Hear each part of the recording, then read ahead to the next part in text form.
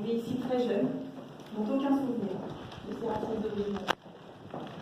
Et cette histoire personnelle est aussi votre atout, votre talent, la contribution que vous apportez à la France. Oui, opter pour la nationalité française est un choix qui vous oblige, comme il oblige la France qui vous accueille, vous, vos enfants et les générations à venir. Car devenir français, mesdames et messieurs, n'est pas une simple formalité administrative. Devenir français est un choix et un honneur. Vous allez en effet appartenir à une nation qui se singularise par une longue histoire.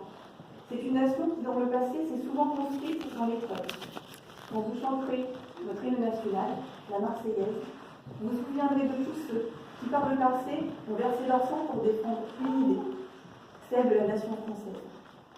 Vous vous souviendrez d'eux et de bien d'autres qui ont considéré que notre pays avait un prix et que celui-ci avait plus de valeur que leur propre vie.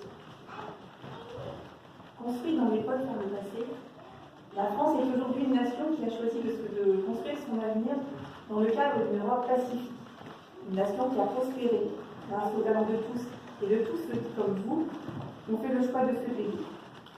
Une nation qui est aujourd'hui la 6e puissance économique du monde. Une nation dont la voix est respectée au niveau international par le sacrifice de ses enfants et par les valeurs qu'elle porte.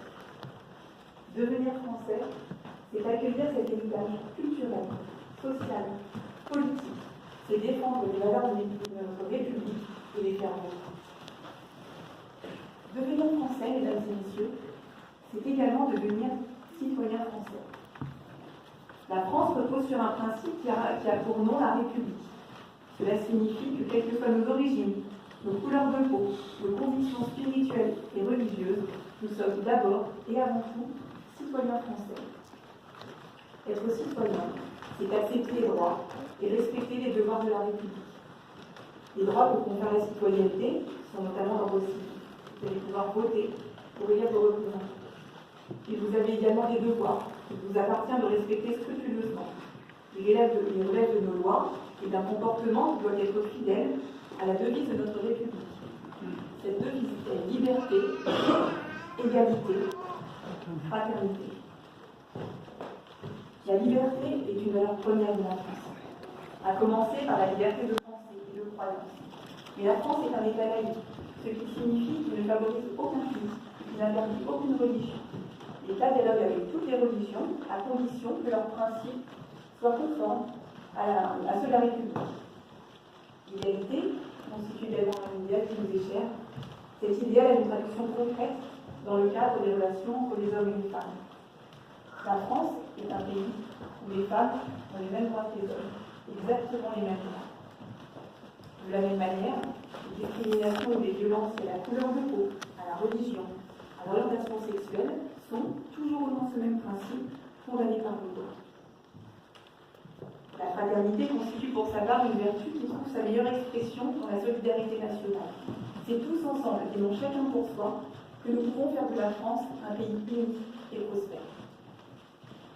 Liberté, égalité, fraternité, cette devise va être la vôtre. Ensemble, nous avons le devoir de la servir, de la protéger et de la faire grandir. Mesdames, Messieurs, la remise de ce décret de naturalisation est un acte solennel, empreint de gravité. En sollicitant notre nationalité, vous témoignez à la France votre confiance. En retour, la France vous offre ce qu'elle a de plus cher, la citoyenneté.